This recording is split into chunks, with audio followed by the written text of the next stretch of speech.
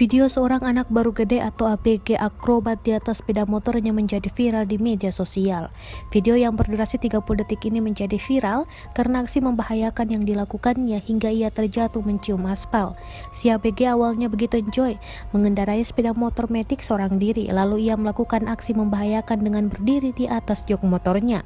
Beberapa detik, ia berhasil membuat aksi yang menegangkan berdiri di atas jok sepeda motor.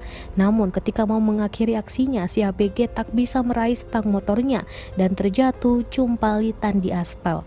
Video aksi pengendara sepeda motor yang ugal-ugalan di jalan raya ini diunggah oleh akun @street_mannersi Indonesia.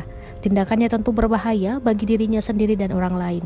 Terkait hal ini, Training Director Safety Defensive Konsultan Sony Susmana memberikan tanggapannya. Menurutnya hal tersebut tidak hanya memalukan tetapi juga menunjukkan kebodohan pengemudi tersebut.